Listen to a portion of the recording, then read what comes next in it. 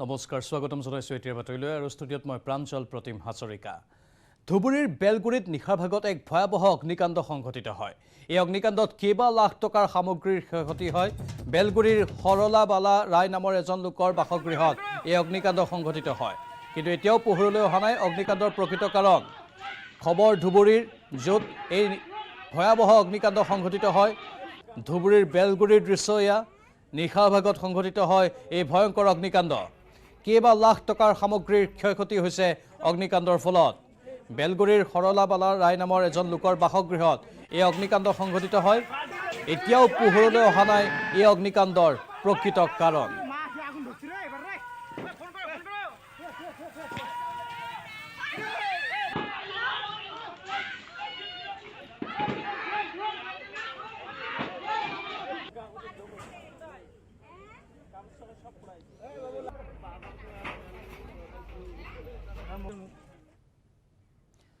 বেলতলাৰ বৃদ্ধ দম্পতীক হত্যা কৰাৰ অভিযোগত গ্ৰেপ্তাৰ কেয়াৰটেকাৰ আকাশ চৌধুৰীক প্ৰায় 20 বছৰ ধৰি কেয়াৰটেকাৰ হিচাপে আছিল আকাশ চৌধুৰী কিশোৰী কালৰে পৰা বৃদ্ধ দম্পতীৰ সৈতে আছিল আকাশৰ পত্নী মঙলবাৰে পুৱাই আৰক্ষীয়ে আটক কৰিছিল আকাশক দিনটো সোধপোছৰ অন্তত আৰক্ষীয়ে গ্ৰেপ্তাৰ কৰিলে আকাশক গ্ৰেপ্তাৰৰ পিছতেই আকাশ আৰু পত্নীক স্বাস্থ্য পৰীক্ষা কৰোৱা হয় আকাশৰ গ্ৰেপ্তাৰে এতিয়া তীব্ৰ চাঞ্চল্যৰ সৃষ্টি কৰিছে ইতিমধ্যে সত্যেন্দ্ৰ সিং আৰু পৰেশ চৌধুৰী নামৰ আন দুজনকো আটক কৰিছে আৰক্ষীয়ে আমি পুনৰবাৰ জনাইছো বেলতলাৰ বৃদ্ধ দম্পতীক হত্যা কৰাৰ অভিযোগত গ্ৰেপ্তাৰ হ'ল কেয়াৰটেকাৰ আকাশ চৌধুৰী প্ৰায় 20 বছৰ ধৰি কেয়াৰটেকাৰ হিচাপে আছিল আকাশ চৌধুৰী ইফালে কিশোৰী কালৰে পৰা বৃদ্ধ দম্পতীৰ সৈতে আছিল আকাশৰ পত্নী মঙলবাৰে পুৱাই আৰক্ষীয়ে আটক কৰিছিল আকাশক দিনটো সোধাপোছাৰ পিছত আৰক্ষীয়ে গ্ৰেপ্তাৰ কৰিলে আকাশক গ্ৰেপ্তাৰৰ পিছতেই আকাশ আৰু পত্নীক স্বাস্থ্য পৰীক্ষা কৰোৱা হয় আকাশৰ গ্ৰেপ্তাৰে এতিয়া চাঞ্চল্যৰ সৃষ্টি কৰিছে আৰু বহু নতুন নতুন তথ্য উদ্ঘাটন হোৱাৰ পূৰ্ণ সম্ভাৱনা আছে ইতিমধ্যে সত্যেন্দ্ৰ সিং আৰু পৰেশ চৌধুৰী নামৰ আন দুজনকো আটক কৰিছে আৰক্ষীয়ে এতিয়ালৈকে আমি এই যিটো একজন তাত কেয়াৰটেকাৰৰ হাজবেণ্ড থাকে আকাশ চৌধুৰী তাৰ ইনভলভমেণ্ট পোৱা গৈছে হি হেজ বিন এৰেষ্টেড আৰু বাকী তদন্ত চলি আছে যিবিলাক ওলাই থাকিব আমি আপোনাক জনাই থাকিম স্যার এরেস্ট কাবা কৰিছে নেকি স্যাৰ এৰেস্ট কাবা কৰিছে নেকি হিজুৱে কৈছো এটা মানুহ আকাশ চৌধুৰী এৰেষ্ট হৈছে তাৰ ইনভলভমেণ্ট পোৱা গৈছে বাকি আমাক ইনভেষ্টিগেট কৰিবলৈ দিয়ক kindly because investigation of operational কথা আমি এতিয়া ওলাব নোৱাৰোঁ যিবিলাক বাকী ডাউট আছে আমি ক্লিয়াৰ কৰি আছোঁ ক্লিয়াৰ কৰিলে বাকি আপোনাক জনাম থেংক ইউ महानगर आरक्षी क्राइम ब्रांच और CID यू तदंत কৰি আছে যেনেকৈ এতিয়ালৈকে তদন্ত চলিছে এইটোৰ পৰা দেখা গৈছে যে আমি খুব সোনকালে কেছটো ক্ৰেক কৰিম যিখিনি মানুহ এইটো কৰিছে নিশ্চয় খুব সোনকালে ধৰিবলৈ সক্ষম হ'ম যেতিয়া যেনেকৈ প্ৰগ্ৰেছ কেছৰ ইনভেষ্টিগেশ্যনত হ'ব এইটো আপোনালোকক সকলোকে ইফালে বৃদ্ধ পিতৃমাতৃ ঘাতকৰ নৃশংসতাৰ বলি হোৱাৰ পিছত মুম্বাইৰ পৰা গুৱাহাটীৰ ঘৰ পালেহি কনিষ্ঠ কন্যা আন এগৰাকী কন্যা পৰিয়ালসহ বসবাস কৰে লণ্ডনত বেলতলাৰ বাসগৃহত উপস্থিত হৈ কনিষ্ঠ কন্যাই ব্যক্ত কৰিলে প্ৰতিক্ৰিয়া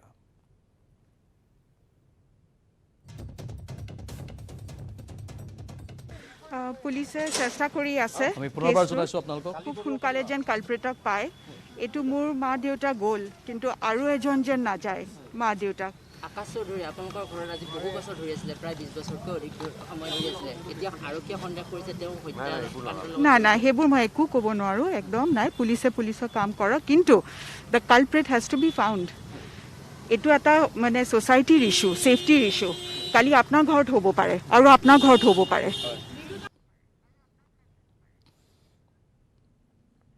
আমাৰ জ্যেষ্ঠ সাংবাদিক ঋত্বিক কৌশিক বৰ্তমান পোনপটীয়া সম্প্ৰচাৰত আছে ঋত্বিক যিটো অত্যন্ত স্পৰ্শকাতৰ বিষয় কালিয়ে আমি উল্লেখ কৰিছিলোঁ কেয়াৰটেকাৰজনক গ্ৰেপ্তাৰ কৰা হৈছে দুজনক আটক কৰা হৈছে সোধপোছৰ বাবে পত্নীকো স্বাস্থ্য পৰীক্ষা কৰা হৈছিল কেয়াৰটেকাৰগৰাকীৰ কিন্তু এইসকল বৃদ্ধ দম্পতি বা বৃদ্ধ পিতৃ মাতৃ যিকোনো স্থানতেই সুৰক্ষিত নহয় বিভিন্নজনৰ ছফ্ট টাৰ্গেট হৈ পৰাও দেখিবলৈ পাওঁ সেয়াই হ'ল বাস্তৱত ছাৰ্ভেৰ এই অঞ্চলটোত ঋত্বিক কৌশিক প্ৰাঞ্জল এইটোৱে প্ৰথম ঘটনা বুলি মই নকওঁ। ইয়াৰ আগতে যি আছে কিছু বছৰ পূৰ্বে আমাৰ দিছপুৰ থানাৰ অন্তৰ্গত য'ত এনেধৰণে তেওঁলোকৰ বৃদ্ধ লোক তেওঁলোক আছিল, দিন দুপৰতে হত্যা কৰি তাৰ পৰা ডকাইতি কৰা হৈছিল, য'ত ঘৰত বন কৰা হিচাপে থকা লোক তাত জড়িত হৈ আছিল। আৰু যোৱাকালি যোনটো পোহৰলৈ আহিছে তাতো দেখা গ'ল যে বহু বছৰে ঘৰতে আছিল, যিটো ঘৰতে ডাঙৰ দীঘল হৈছিল আৰু সেই ঘৰতেই থাকি সেই লোকজনে এনেধৰণৰ এটা নৃশংস হত্যাকাণ্ডত জড়িত হৈ পৰিছে। আৰু ইয়াৰ প্ৰতি এতিয়া সঁচাকৈ লক্ষণীয় আৰু চিন্তনীয় বিষয়, কাৰণ প্ৰাঞ্জল যিহেতু এতিয়া যি আমি ক'ব যান্ত্ৰিকতাৰ যুগ, আগৰ দৰে যুটীয়া পৰিয়ালত কোনো লোক নাথাকে, যিসকল লোক থাকে তেওঁলোকে ৰাজ্যৰ বাহিৰত বহু লোক গুচি যায়, দেশৰ বাহিৰত বহুত লোক যায়, আৰু তেওঁলোকৰ যি বৃদ্ধ পিতৃ মাতৃ কাৰোবাৰ ভৰসাত গুৱাহাটীতে হওক বা আন স্থানত তেওঁলোকে থৈ যায়, কিন্তু সেই যি ঘৰত থাকে সেই লোকসকলে পিছত এনেধৰণৰ ঘটনা সংঘটিত কৰাৰ বহু যি আৰক্ষীৰ তদন্ত হওক বা গোচৰত ইয়াত পোহৰলৈ আহিছে। আৰু এইটো এটা চিন্তনীয় বিষয়, কাৰণ এই ক্ষেত্ৰত আৰক্ষীয়ে হওক বা স্থানীয় যিসকল লোক তেওঁলোকে বৰ বেছি একো কৰিব নোৱাৰে। ঘটনাৰ পিছত তদন্ত কৰিব পাৰে, যিসকল দোষী তেওঁলোকক গ্ৰেপ্তাৰ কৰিব পাৰে, কিন্তু এইসকল লোকক ৰোধ কৰাৰ কাৰণে কিন্তু বিশেষ এক অসুবিধাৰ সৃষ্টি হয়। আৰু মই বৰ্তমান দিছপুৰ আৰক্ষী থানাত উপস্থিত আছোঁ, আৰু দিছপুৰ আৰক্ষী থানাত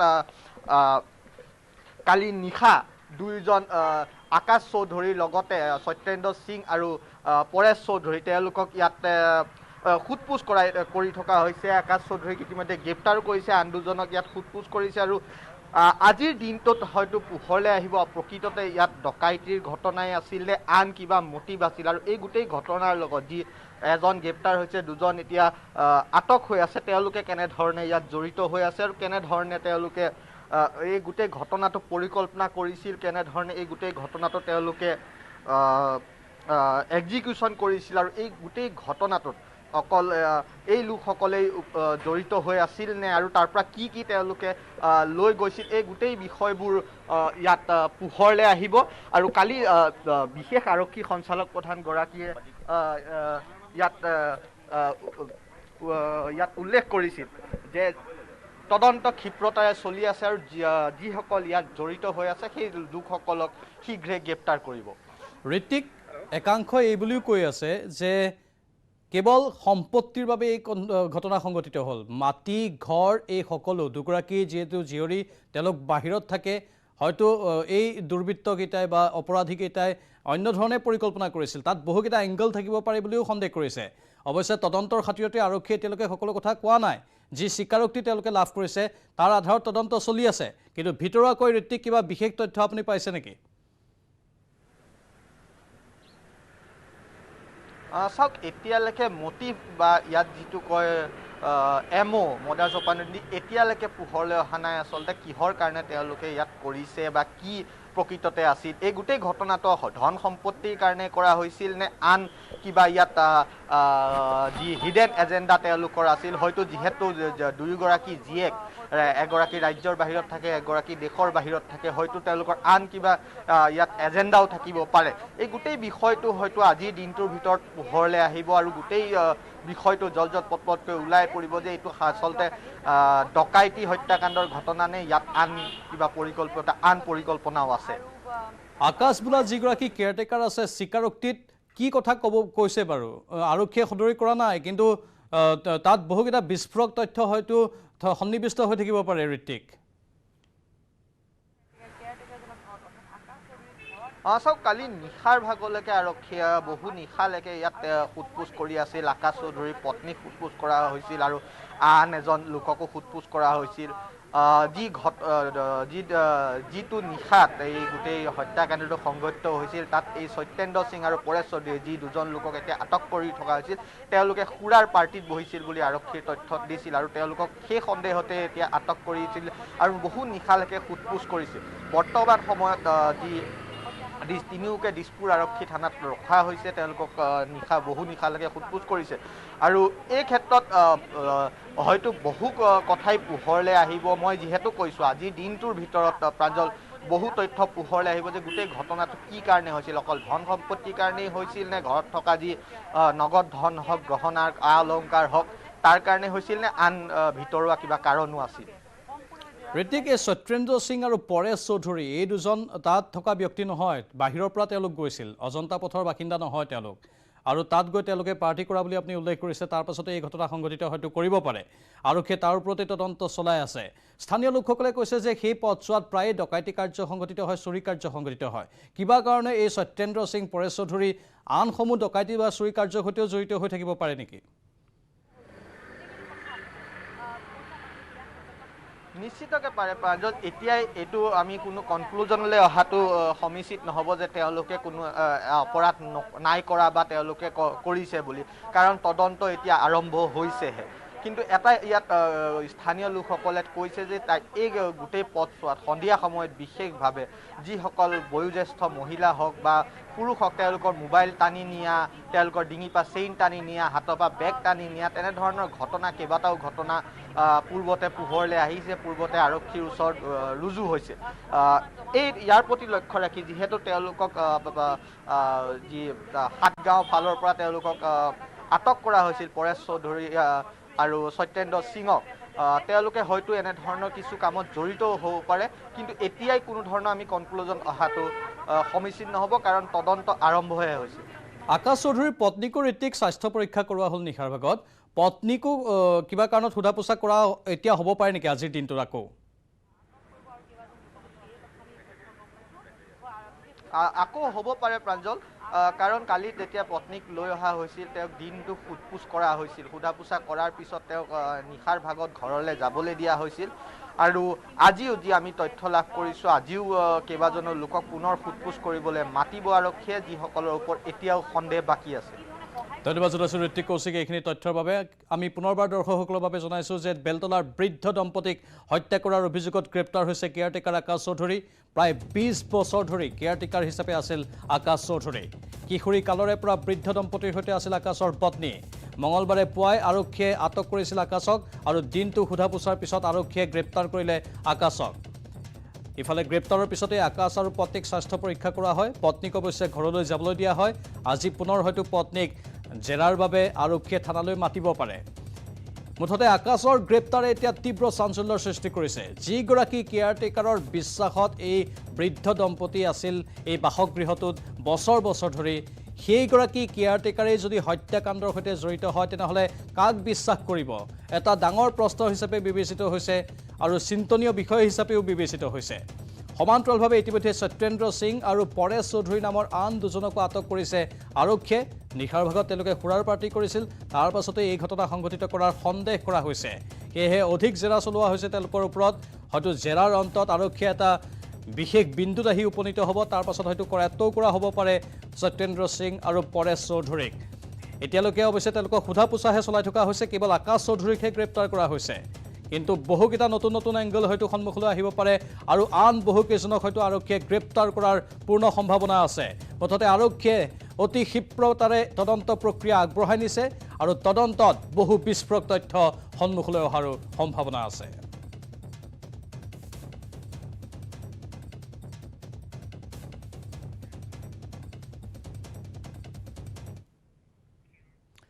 উপনিৰ্বাচনলৈ মাজত মাত্ৰ 2 দিন বাকী। আজি অন্ত পৰিব উপনিৰ্বাচনৰ প্ৰচাৰ অভিযান। ইতিমধ্যে ৰাজ্যৰ 5 সমষ্টিত তুংগত উঠিছে নিৰ্বাচনী প্ৰচাৰ। আজি গোসাইগাঁও আৰু তামোলপুৰত প্ৰচাৰ অভিযান চলাব মুখ্যমন্ত্ৰী হিমন্ত বিশ্ব শৰ্মাই। তামোলপুৰৰ কটাহবাৰীত মিত্ৰজোঁটৰ প্ৰাৰ্থী জলেন দৈমাৰীৰ হৈ শেষবাৰৰ বাবে নিৰ্বাচনী প্ৰচাৰ চলাব মুখ্যমন্ত্ৰীগৰাকীয়ে। সমান্তৰালকৈ গোসাইগাঁও আৰু ভৱানীপুৰত প্ৰচাৰ অভিযান চলাব কেন্দ্ৰীয় মন্ত্ৰী সৰ্বানন্দ সোণোৱালে। ইফালে মৰিয়নীত ৰাইজৰ দলৰ প্ৰাৰ্থী সঞ্জীৱ গগৈৰ হৈ নিৰ্বাচনী প্ৰচাৰ চলাব অখিল গগৈয়ে।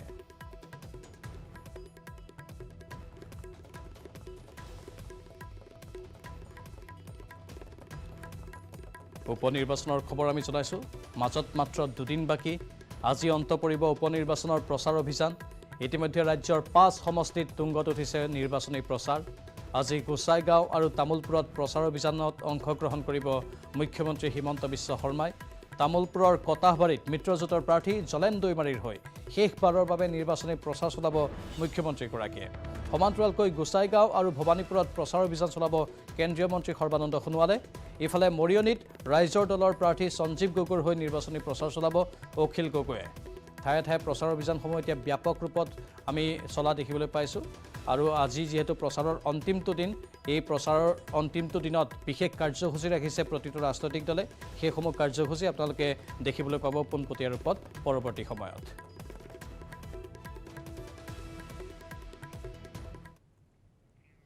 তামোলপুৰৰ কটাহবাৰীত আবতৰীয়া দীপাৱলী বন্তিৰ আলোকত আলোকিত কটাহবাৰী গাঁও আজি উপনিৰ্বাচনৰ প্ৰচাৰৰ অন্তিম দিন তামোলপুৰৰ কটাহবাৰীত মিত্ৰজোঁটৰ প্ৰাৰ্থী জলেন দৈমাৰীৰ হৈ শেষবাৰৰ বাবে নিৰ্বাচনী প্ৰচাৰ চলাব মুখ্যমন্ত্ৰী হিমন্ত বিশ্ব শৰ্মাই সেই মঙলবাৰে সন্ধিয়া তামোলপুৰৰ কটাহবাৰী কাল্লাপাৰত মুখ্যমন্ত্ৰীগৰাকীৰ সুস্বাস্থ্য কামনাৰে সভাস্থলীত সহস্ৰাধিক বন্তি প্ৰজ্বলন কৰে স্থানীয় ৰাইজে বন্তি প্ৰজ্বলন কাৰ্যসূচী শুভাৰম্ভ কৰে বিধায়ক দিগন্ত কলিতাই তেওঁক সংগ দিয়ে বিধায়ক জিতু গোস্বামী বিজয় মালাকাৰ বিটিআৰৰ কাৰ্যবাহী সদস্য ধৰ্মনাৰায়ণ দাস ডক্টৰ নীলোৎপল স্বৰ্গীয়াৰী তামোলপুৰ জিলা বিজেপিৰ সভাপতি ভিক্টৰ কুমাৰ দাস MCLA বিজিত গৌৰা নাৰ্জাৰী আৰু পবিত্ৰ বড়োৱে কটাহবাৰী কলিয়াপাৰ গাঁৱৰ ৰাইজে এনে কাৰ্যসূচী লোৱাত ধন্যবাদ দিয়ে বিধায়ক দিগন্ত কলিতাই সঁচাকৈ আমাৰ সন্মুখত প্ৰথমবাৰৰ বাবে আমি মুখ্যমন্ত্ৰী ডাঙৰীয়াক আমি পাবলৈ সক্ষম হ'ম আৰু সেয়েহে সেইবাবে আমি তেখেতৰ মংগল কামনা কৰি আমাৰ গোটেই অঞ্চলবাসী আমি লগ লাগি গোটেই গাঁওবাসী আমি লগ লাগি 500 এগুচি আমি বন্তি প্ৰজ্বলন জামিন নাপালে বিধায়ক শ্বেৰমান আলী আৰু হিট এণ্ড ৰান গোচৰৰ অভিযুক্ত ৰাজকন্যা বৰুৱাই গীতানগৰ আৰু পাণবজাৰ থানাৰ গোচৰত জামিন নাকচ শ্বেৰমান আলীৰ গীতানগৰ থানাৰ গোচৰটোত প্ৰথমে গ্ৰেপ্তাৰ হৈছিল বিধায়ক শ্বেৰমান আলী আনফালে ৰাজকন্যা বৰুৱাৰ বিৰুদ্ধে চাৰ্জশ্বীট দাখিল আৰক্ষীৰ দিছপুৰ থানাই দাখিল কৰিলে ৰাজকন্যাৰ হিট এণ্ড ৰান গোচৰৰ চাৰ্জশ্বীট এই চাৰ্জশ্বীট দাখিলৰ বাবে জামিন নাপালে ৰাজকন্যাই জামিন আবেদনৰ শুনানিৰ সময়তেই চাৰ্জশ্বীট দাখিল কৰিলে আৰক্ষীয়ে উচ্চ ন্যায়ালয়ে সমাপ্ত কৰিলে ৰাজকন্যাৰ গোচৰৰ শুনানিৰ বাবে উচ্চ ন্যায়ালয়ে নিম্ন আদালতলৈ প্ৰেৰণ কৰিলে এই গোচৰ আমি পুনৰ জনাইছোঁ জামিন নাপালে বিধায়ক শ্বেৰমান আলী আৰু হিট এণ্ড ৰান গোচৰৰ অভিযুক্ত ৰাজকন্যা বৰুৱাই গীতানগৰ আৰু পাণবজাৰ থানাৰ গোচৰত জামিন নাকচ হ'ল শ্বেৰমান আলীৰ ইফালে গীতানগৰ থানাৰ গোচৰটোত প্ৰথমে গ্ৰেপ্তাৰ হৈছিল বিধায়ক শ্বেৰমান আলী আনফালে ৰাজকন্যা বৰুৱাৰ বিৰুদ্ধে চাৰ্জশ্বীট দাখিল কৰিলে আৰক্ষীয়ে দিছপুৰ থানাই দাখিল কৰিলে ৰাজকন্যাৰ হিট এণ্ড ৰান গোচৰৰ চাৰ্জশ্বীট দাখিলৰ বাবে জামিন নাপালে ৰাজকন্যাই জামিন আবেদনৰ শুনানিৰ সময়তেই চাৰ্জশ্বীট দাখিল কৰিলে আৰক্ষীয়ে উচ্চ ন্যায়ালয়ে সমাপ্ত কৰিলে ৰাজকন্যাৰ গোচৰৰ শুনানিৰ বাবে উচ্চ ন্যায়ালয়ে নিম্ন আদালতলৈ প্ৰেৰণ কৰিলে গোচৰ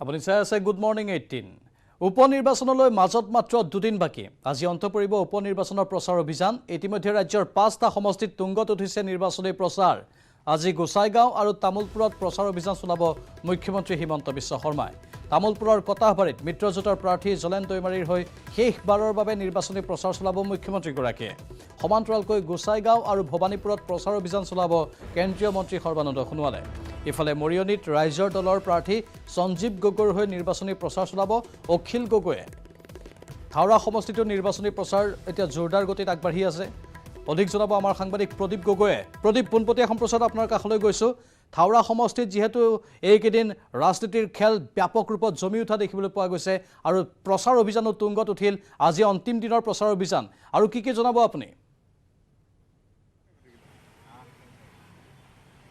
হয় প্ৰাঞ্জল আজি যেহেতু কালি 5খনকৈ মুখ্যমন্ত্ৰীয়ে 5খন সভাত থাওৰাৰ যিগৰাকী প্ৰাৰ্থী আছে সুশান্ত বৰগোহাঁয়ে প্ৰচাৰ চলালে আৰু আজি তাত সুশান্ত বৰগোহাঁয়ে হৈ এটা বাইক ৰেলী ওলাব বিশাল বাইক ৰেলী গাঁৱে গাঁৱে আজি তেওঁলোকে বাইক ৰেলী কৰি প্ৰচাৰ চলাব আৰু সেইদৰে কংগ্ৰেছৰ আৰু ৰাইজৰ দলৰ প্ৰাৰ্থীগৰাকী হৈও ৰাইজৰ দলৰ বহু সংখ্যক লোক তাত ইতিমধ্যে একত্ৰিত হৈছে আৰু গাঁৱে গাঁৱে তেওঁলোকে আজি প্ৰচাৰ অভিযান চলাব আৰু যিহেতু তাত এতিয়া মূল ব্যাপক ৰূপত প্ৰচাৰ অভিযান বিশেষকৈ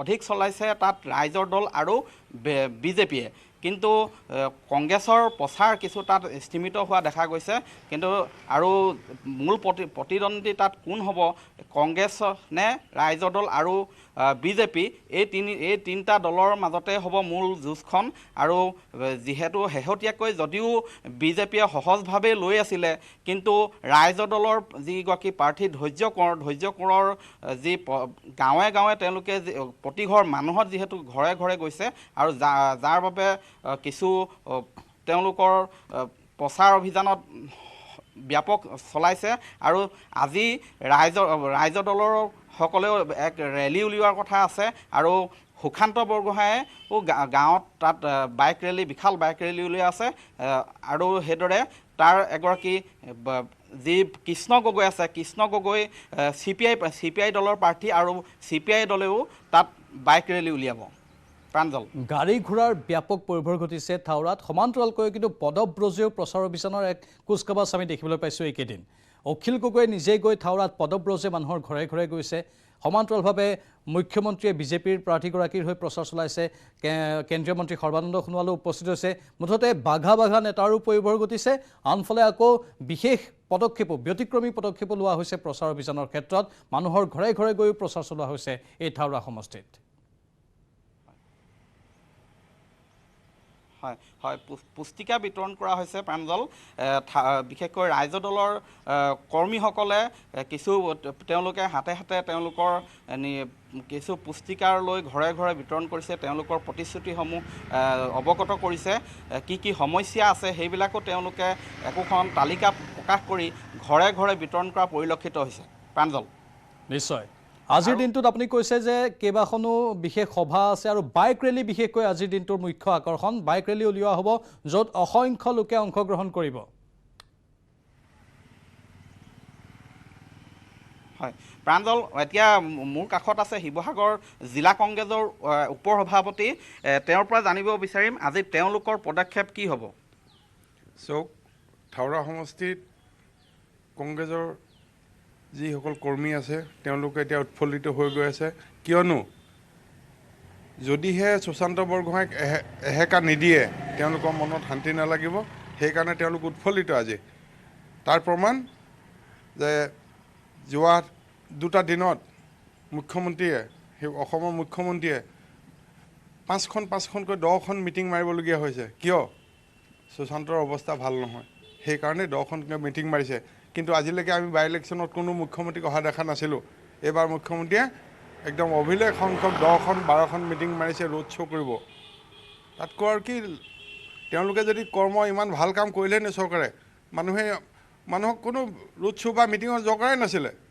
আগতে বাই ইলেকশ্যনত কোনো নাহে মুখ্যমন্ত্ৰী যিসকল আছে কৰ্মীয়ে কৰি দিয়ে সেয়েহে এতিয়া মই কৈছোঁ তেওঁলোকৰ ভয়ত মানে পেপুৱা লাগিছে লাহেকৈ টকা পইচা বিলাই মানে হাহাকাৰ কৰি দিছে মূল যুঁজখন কাৰ লগত হ'ব বুলি ভাবে আপুনি কংগ্ৰেছ আৰু বিজেপিৰ মাজত কংগ্ৰেছ ওলাই আহিব আগতে অলপ বেয়া আছিলে এতিয়া কংগ্ৰেছৰ মানুহখিনিয়ে এটাই হেৰি লৈছে যে সুশান্ত বৰগোহাঁইক এটা শিক্ষা দিব লাগে আৰু যিটো শিক্ষা হ'ব সেই শিক্ষা ভাৰতত যাতে কোনেও বাই ইলেকশ্যন কৰিবলৈ আকৌ ওলাই নাহে আমি আগতে জানো যে কোনোবা মৃত্যু হ'লে বিধায়কৰ মৃত্যু হ'লে বাই ইলেকশ্যন হয় কিন্তু এনেকৈ যে ঘোঁৰা বেচা কিনা যিটো ছিষ্টেম হৈছে তেওঁ সমষ্টি উন্নয়নৰ নামত উন্নয়ন কৰিম বুলি কৈছে আৰে যোৱা 5 বছৰ আছিলেতো বিজেপি চৰকাৰ তাতে বিজেপি বিধায়ক আছিলে কি কৰিলে সেই 5 বছৰত তেতিয়া উন্নয়ন কৰিব লাগে এতিয়া বাই ইলেকশ্যন কাৰণে গোটেই টুপৰ মানে আশাৰ বৰষুণ পৰিছে তাত ইমানেই আশা দিছে আমুক দিম তামুক দিম গতিকে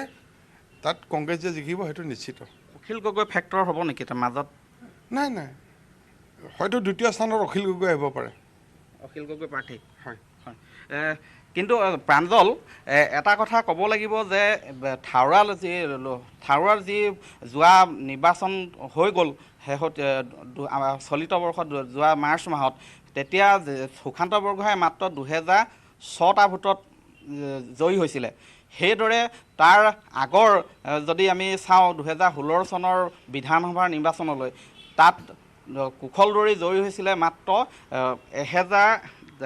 1226টা ভোটত জয়ী হৈছিলে। গতিকে ডিফাৰেঞ্চটো তাত পাৰ্থক্যটো খুব কম হয়। গতিকে এইবাৰ যদিও বিজেপিৰ প্ৰাৰ্থীগৰাকীয়ে কৈ আছে যে তেওঁ প্ৰায় 25,000 ভোটত জয়ী হ'ব বা 20,000 ভোটত জয়ী হ'ব, কিন্তু এয়া সময়ে ক'ব কিমান ভোটত জয়ী হ'ব, যিহেতু বিগত সময়ছোৱাত যি নিৰ্বাচন হৈছিলে সেই নিৰ্বাচনত মূল যুঁজখন হৈছিলে কংগ্ৰেছ আৰু বিজেপিৰ মাজত। কিন্তু এতিয়া দেখা গৈছে যে কংগ্ৰেছ আৰু বিজেপিৰ লগতে মাজত সোমাই পৰিছে ৰায়জোৰৰ নাম উচ্চাৰিত হৈছে, ধৈৰ্য কোঁৱৰৰ নাম উচ্চাৰিত হৈছে আৰু ব্যাপক প্ৰচাৰ চলাইছে। গতিকে এই যুঁজখন যে এক নিঃসন্দেহে আকৰ্ষণীয় যুঁজ হ'ব সেয়া নিশ্চিত।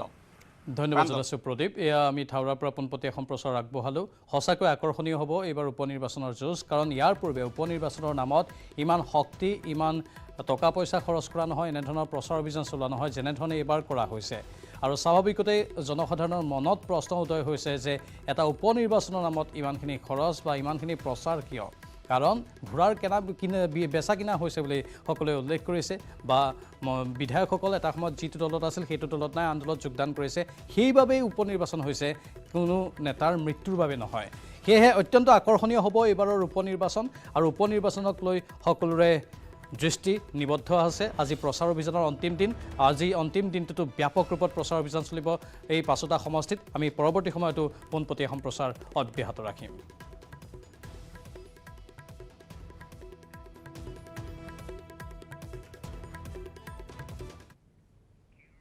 এবাৰ ধেমাজিৰ আমগুৰি পঞ্চায়তৰ কাৰ্যালয়ত উত্তপ্ত পৰিস্থিতি। কাৰ্যালয়ৰ দুৱাৰ বন্ধ কৰি ৱাৰ্ড সদস্যক মাৰপিট। গাঁও পঞ্চায়তৰ সভানেত্ৰীয়ে স্বামীৰ সৈতে মিলি 5 নম্বৰ ৱাৰ্ডৰ সদস্যক মাৰপিট কৰাৰ অভিযোগ। কৰ্ম আঁচনিত এটা উন্নয়নমূলক কামৰ অন্তৰ্ভুক্তিৰ বিষয়ক লৈ ৱাৰ্ড সদস্যৰ স্বামীৰ সৈতে বাক বিতণ্ডা হৈছিল পঞ্চায়ত সভানেত্ৰী আৰু স্বামীৰ। তাৰ পিছতে ৱাৰ্ড সদস্যগৰাকীৰ স্বামীক বাহিৰ কৰি দুৱাৰ বন্ধ কৰি মাৰপিট কৰে সভানেত্ৰী আৰু তেওঁৰ স্বামীয়ে। ঘটনা সন্দৰ্ভত ৱাৰ্ড সদস্যগৰাকীয়ে চিলাপথাৰ থানাত সভানেত্ৰী আৰু তেওঁৰ স্বামীৰ বিৰুদ্ধে দাখিল কৰিছে এজাহাৰ। এটা সেইটো তেখেতৰ জিপি অফিচত বন্ধ কৰি পিনি মাৰিছে ছাৰ।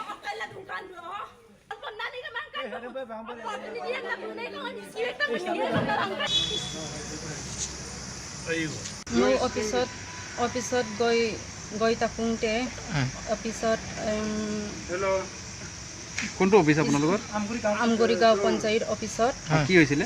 কিবা স্কিম বিচাৰোঁতে মোক প্ৰেচিডেণ্টে স্কিম নিদিম বুলি কৈছে। মোক হাজবেণ্ডটো ওলাবলৈ দিছে। কাৰ হাজবেণ্ডে?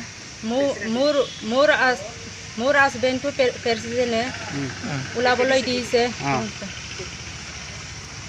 দিছে। প্ৰেচিডেণ্টে দৰ্জাটো মাৰি পিনি মোক মাৰিছে। কোনে মাৰিছে আপোনাক? প্ৰেচিডেণ্টে আৰু তেখেতৰ হাজবেণ্ডে মাৰিছে মোক। কিহেৰে মাৰিছে? এই চকীৰ পৰা আৰু কিবা এই মোক চুলিটো টানি পিনি কিবা ডিঙিত মাৰিছে। কেছ দিতে চিলাপথাৰ টানাঙত। ৰাজ্যত ক্ৰমাৎ বাঢ়িবলৈ ধৰিছে কোভিডৰ সংক্ৰমণ। দুৰ্গোৎসৱৰ পিছৰ পৰা আক্ৰান্তৰ সংখ্যা বৃদ্ধি পাইছে। মঙলবাৰৰ দিনটোত 347 জন নতুনকৈ আক্ৰান্ত হৈছে কোভিডত। কামৰূপ মহানগৰত 162 জন আক্ৰান্ত হৈছে। কৰোনাত আক্ৰান্ত হৈ 3 জন লোকৰ মৃত্যু হৈছে। এই মুহূৰ্তলৈকে আৰোগ্যৰ হাৰ 98.36%। এয়া ৰাজ্যত কৰোনাৰ খবৰ আমি জনাইছোঁ। ক্ৰমাৎ বাঢ়িবলৈ ধৰিছে কোভিডৰ সংক্ৰমণ পুনৰবাৰ। দুৰ্গোৎসৱৰ পিছৰ পৰা বাঢ়িছে আক্ৰান্তৰ সংখ্যা। মঙলবাৰৰ দিনটোত 347 জন নতুনকৈ আক্ৰান্ত হৈছে। কামৰূপ মহানগৰত 162 জন আক্ৰান্ত হৈছে, আৰু কৰোনাত আক্ৰান্ত হৈ ইতিমধ্যে 3 জন লোকৰ মৃত্যু হৈছে। এই মুহূৰ্তলৈকে আৰোগ্যৰ হাৰ 98.36%।